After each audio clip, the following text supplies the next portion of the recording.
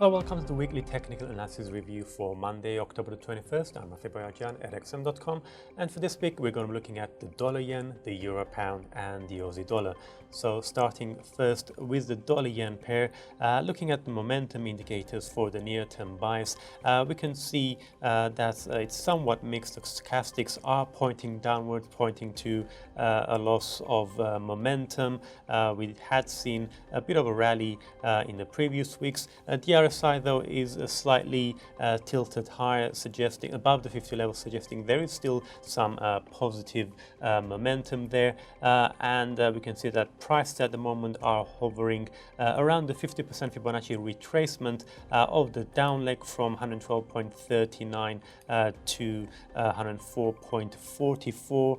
So if that level holds and we do see strengthening of the upside momentum, prices could soon test the 200-day moving average at just above the 109 level. After that though, we're likely to see another strong resistance, the 61.8% Fibonacci at 109.35, and then once that hurdle is cleared, dollar yen would be able to head towards the 78.6% Fibonacci at 110.69, and then beyond that the 112 level would be the big test for the bulls. But if we do see continued loss of momentum, prices could drift towards the 20-day moving average at 107.84, and then below that we've got the 38.2% Fibonacci at 107.48, and then slightly below that there's the 50-day moving average.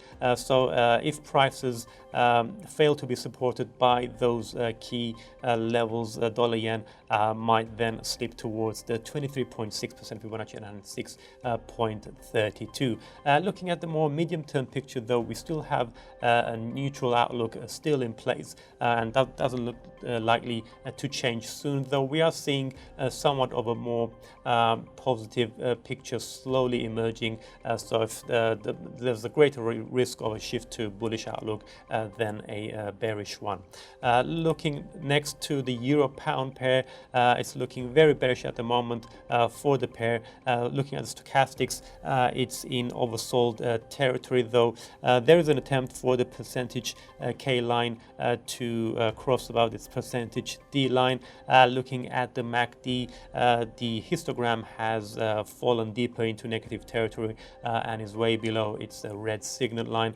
So all the indicators are pointing to more downside for euro pound, and so if those losses were to continue in the coming days, we're likely to see the low from earlier this year of 0.8490 being a likely test for the bears, and then below that we do have a strong support level coming into scope from 2016 and 2017 at 0.8, that's the around 0.83 level, and then near that the 0.8293 is the 123.6% Fibonacci extension of the up leg from 0.8490 to 0.9324. So if that support is broken as well, then the next key level would be the 138.2% Fibonacci extension at 0.8171. If though we were to get an upside correction, and that is possible because the price decline has started to steady a little bit, and so we could be seeing some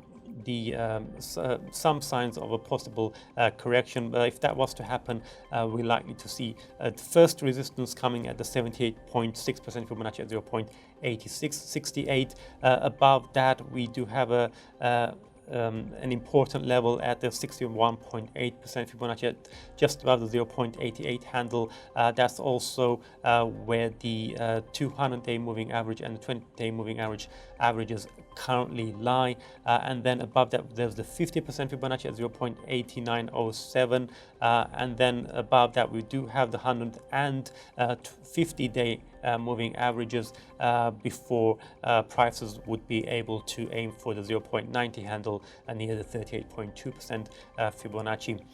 Looking at the bigger picture here, we can see that it's looking increasingly bearish with all the moving averages pointing downwards. The 20-day has already crossed all the other moving averages as it's in progress of crossing below the 200-day one, and we can see the 50-day moving average has also crossed below the 100-day one. So all in all, very bearish indeed for euro pair, both in the short and medium term.